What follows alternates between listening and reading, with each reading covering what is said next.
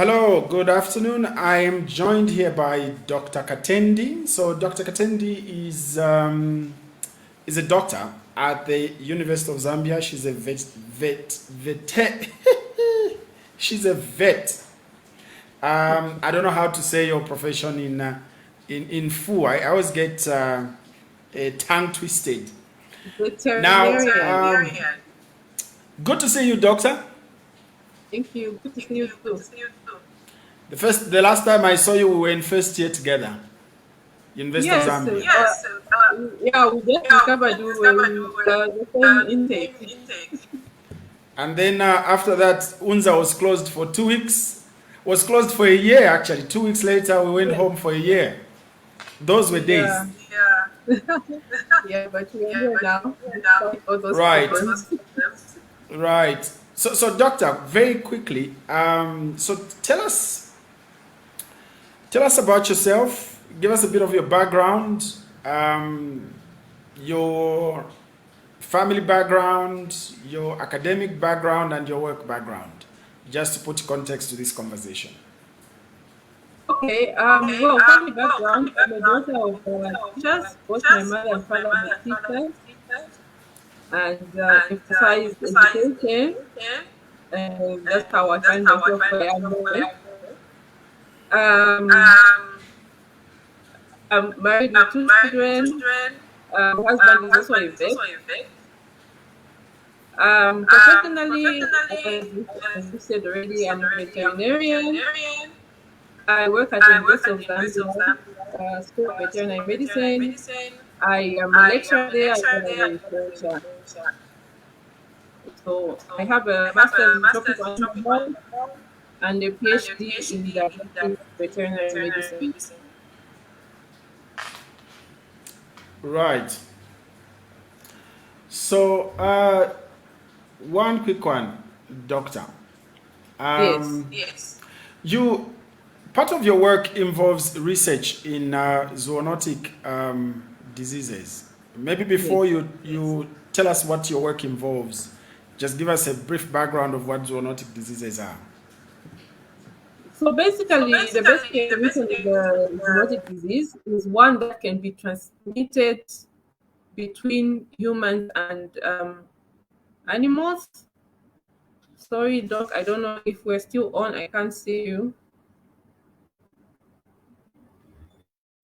I'm still here, Doc. You can go ahead. I'm still here. Doctor, I'm still here. You can go ahead.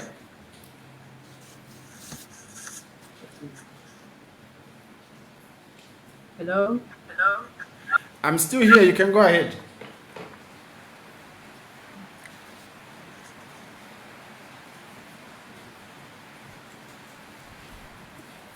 Sorry, Doc, I think there was a break there. No, it's fine. I had stepped out of the studio for a bit, but I'm still here. Okay, all right. So go Yes. ahead. Okay, so a zoonotic disease is a disease that can be transmitted between humans and animals. So it can go either way. It can go from a human being to an animal, or it can go from an animal to a human being.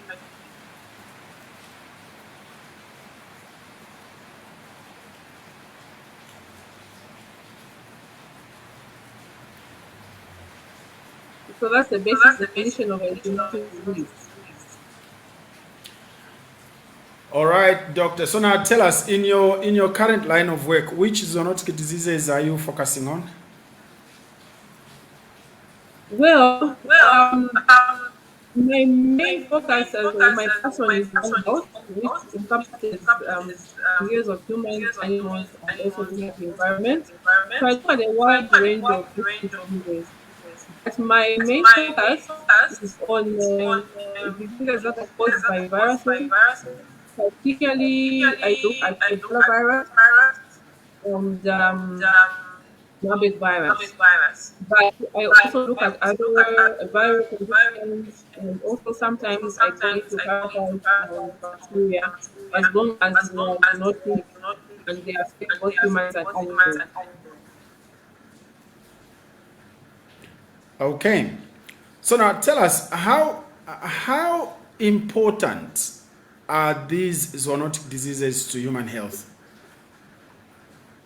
Well, zoonotic diseases are very important. When you look at the number of new diseases that are coming up or being discovered, 60% of these are actually zoonotic diseases. So it means that the majority of diseases that we have, especially the new ones, are actually zoonotic diseases.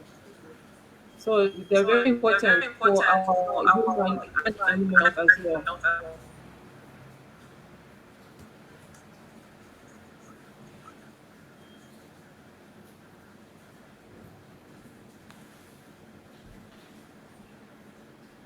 Hello, doctor, are you still there? Yes, I'm still here. Yes, can you hear me? Yes. So you were telling us about the dangers of these zoonotic diseases to humans. I didn't get what you said earlier. So yes, you were talking. You were asking about why zoonotic diseases are important, Yes. and I said that when you look at the new diseases that are coming up, diseases that have been discovered in the last 2 decades, 60% of these new diseases are actually zoonotic. So it means that a large number of new diseases and diseases that we have around are zoonotic diseases, and these have got a big impact on human health. Now, how dangerous are they to humans, these zoonotic diseases that you're talking about? Well, there's a scale from very dangerous to maybe not so dangerous. Uh, I think we can use the climate in which we are living in today as a good example. COVID-19 is known as a zoonotic disease, and as we all know, it is quite dangerous and has got disruption not only in health but also economies and basically just the globe as a whole.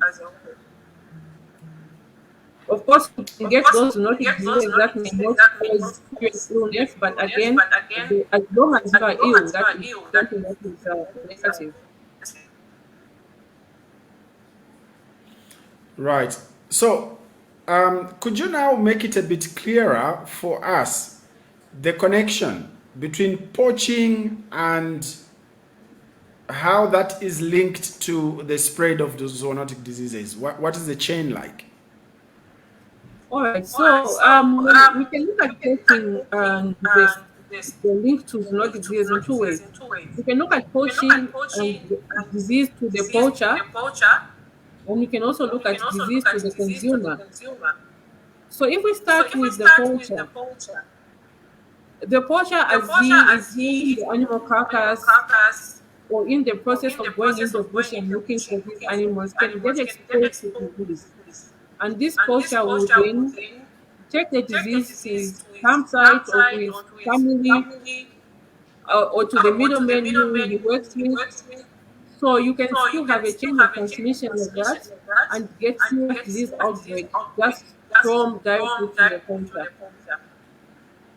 And then when you look at it from the aspect of the consumer, even the consumer, even if the meat has been processed, like has been dried or smoked, there are some diseases that can still be found even in that kind of meat. For example, when you look at anthrax, it's a very good example of a zoonotic disease that you can get even in meat that has been processed.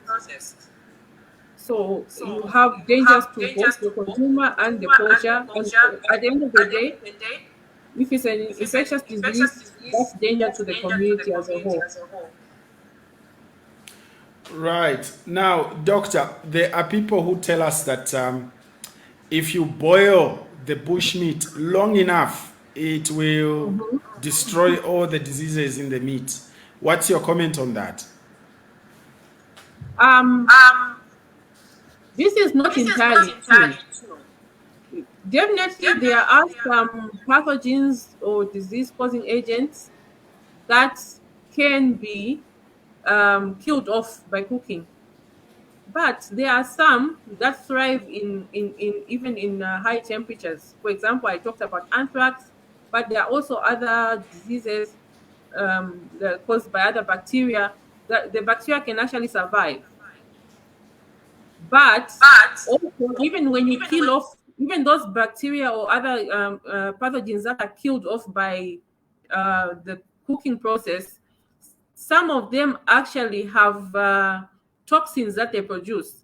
So it is not the actual live pathogen that will cause illness. It will be the toxin, and that toxin cannot be destroyed by boiling.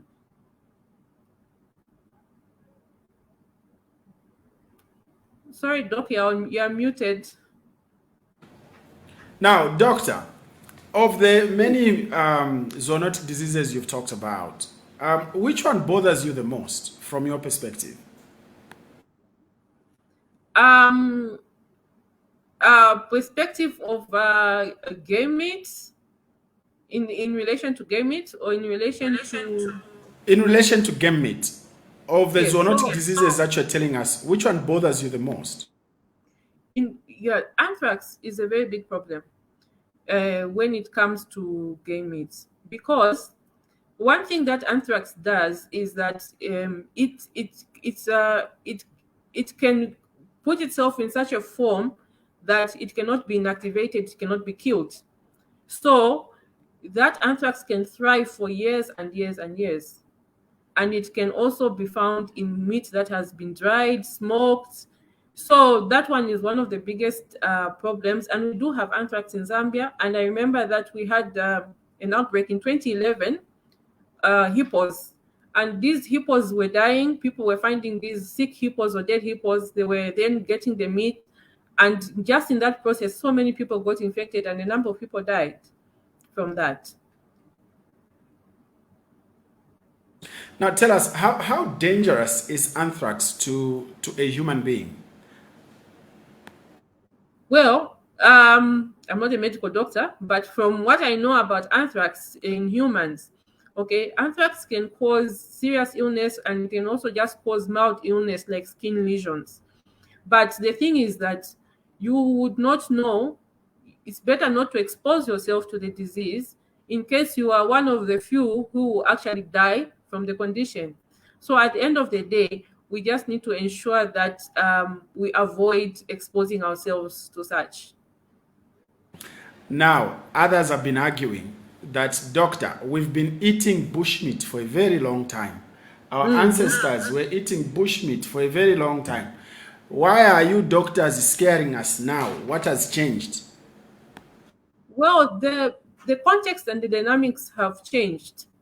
If you remember, if you recall, long ago, that was the source of protein for our ancestors. It was managed in such a way, populations were small, and they were managing it in such a way that they were able to hunt animals without actually going deep into the forest. A lot of these new viruses that are coming up are being found in deep forests where people never used to go before. And also, if you remember when I talked about the new diseases that are coming up, when I said 60% of these are zoonosis, of this 60%, 70% of these zoonosis which are coming up are actually from wildlife. So the largest number of new diseases are coming from wildlife.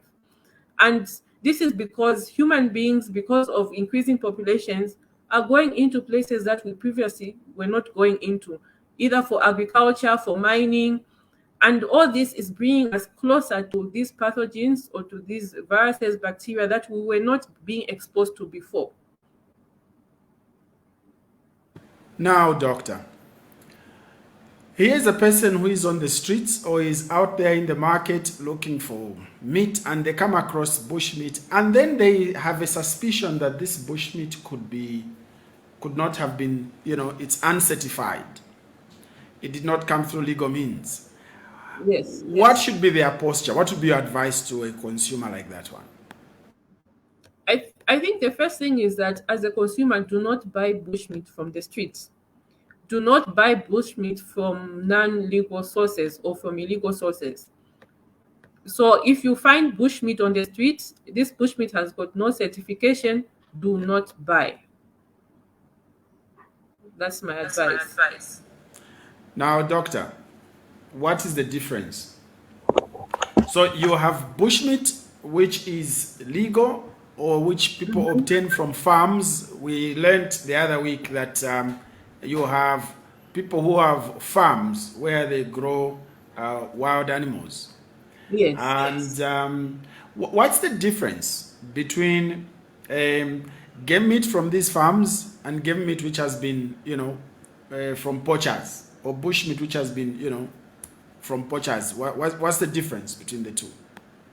Well, first of all, if you get certified game meat which is coming from farms and has certification, you can trace it back. It can be traced back to its source. Whereas with the poached bushmeat, you can't trace it back to the source. You cannot even know which animal you are eating. You could even be eating. They can tell you that this is a buffalo, and meanwhile, it's not. But with the certified game meat, you do know, and you can trace back and really confirm that the type of bushmeat you're eating. Again, these game farms, they also have disease prevention and control strategies in place.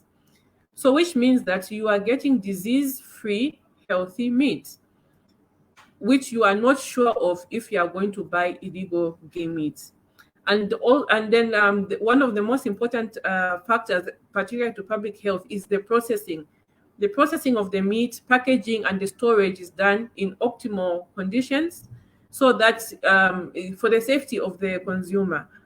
Whereas with these illegal bushmeat operations, because they are trying to hide the meat from authorities, it's kept in very unhygienic manner, hidden away so that they are not caught, and you cannot even trust the hygiene of such meat. So that is why it's better to get from a legal source than from an illegal source. Doctor, I'm going to take you back a bit because there's a point where you were telling us about the common diseases, these zoonotic diseases, that is diseases that can cross from animals to human beings and from human beings to animals. Yes. So in Zambia, and from your work and from your experience, which ones are the commonest that you see in our environment?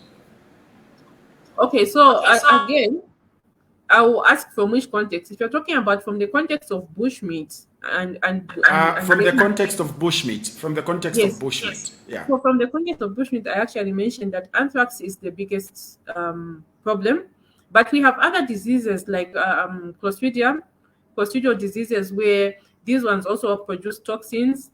But I think anthrax, in terms of a zoonotic condition, anthrax is the biggest, because we have it, and there's a season in time of the year that we have animals dying. Some years we have very large outbreaks, and all this helps the poachers to catch the animals, because if a poacher finds a sick animal, he'll get that sick animal instead of going into the bush looking for a healthy animal. So you'll find that as long as the animal is diseased, if it's healthy or if it's unhealthy, it will not be able to run fast. If it's dead, poachers have even gotten meat from rotting carcasses. So anthrax is a very big problem for in terms of zoonotic infection in bushmeat. Now this is now from me to you. Yes, from your professional standpoint, what should authorities be doing to help manage this situation? Because right now we are addressing the community. There's the arm that we are saying members of the community should be able to look out for and what they should be avoiding and things like that. But on the side of authorities and regulators, what should they be doing to help us make sure that the bushmeat, which is reaching our consumers, is safe? Well, of course, we need to be encouraged to buy certified meat, certified bush meat. But also, I think we need to also look at the context of the illegal trade. Where is it coming from? What are the drivers of this illegal trade? Is it poverty? Are there other programs that can be put in place in order for a poacher to be turned into something else? To give a poacher something in order for them to gain their livelihoods. So it's quite a wide topic, and there are so many factors that come into play. Of course, we also have the factors of demand. As long as there's demand, there will always be supply of the bushmeat. So also education of the consumers to say, we know you like bushmeat, but this is the type of bushmeat you should buy, and this is where you should buy it from. Right, doctor, tell us, what's your take-home message to the people who are currently listening to us and those who will listen to us even after we are done with the interview, or the people who will come across this conversation? What is your take-home message? If people should forget everything we've discussed today, what must they remember? The take-home message is, do not buy uncertified game meat. Buy only legal game meat from certified places, and they should be able to show you their certificate from the Department of National Parks and Wildlife that they have been certified to be able to sell that game meat. Right, Doctor, it was a pleasure hosting you today. I hope you can come back. I hope when we invite you to come back to interact with us on this subject, you make yourself available. Do you commit to that, Doctor? Well, yes, thank you so much for inviting me. As I mentioned before, One Health is my passion, and One Health, I'm a vet, but One Health looks at diseases of animals, humans, and also the environment. And I'll be happy to join you again. Right, most grateful, Doctor. Enjoy the rest of your day and enjoy your lunch. Do take care. Thank you so much, Doc. Right, so there you have it. We were having a conversation with Dr. Katendi. Dr. Katendi is a vet, but she's also a lecturer and a researcher in the University of Zambia. She has a special focus or special interest in zoonotic diseases, and like she explained, zoonotic diseases, these are diseases that can cross from animals to humans and also from humans to animals. But for the purposes of this conversation, we were focused mainly on diseases that affect humans from animals. And these are diseases that come through consumption of illegal game meat. Now, understand that consumption of illegal game meat does have its own challenges, it does have its own dangers, and we've been coming here from time to time to conscientize you, to remind you of the issues that surround consumption of illegal game meat. Of course, some of you argue that, game meat is very tasty, and I agree, it is very tasty, but be safe as well as you consume game meat. And like you heard from Dr. Katendi, she emphasized that the biggest challenge we have is anthrax. And anthrax, like you heard from her, is a very difficult disease to treat. And most people who catch anthrax do die. And you cannot cook the game meat long enough to kill the anthrax. And that was her emphasis. But here's the issue. The whole idea here is, first of all, not to scare you. We are not scaremongers. The whole idea here is not to discourage you from eating game meat. Go ahead and eat game meat, but just make sure that you are consuming game meat from traceable sources. Because if you are consuming game meat from traceable sources, should there be a problem, okay, your source is able to trace back to the very animal that you ate, and they'll also be able to prevent problems from reaching other people as well. That said, ladies and gentlemen, until next time, do take care and enjoy your lunch. And this is from ourselves to you, and thanks to Wildlife Crime Prevention team for making this possible. Do take care.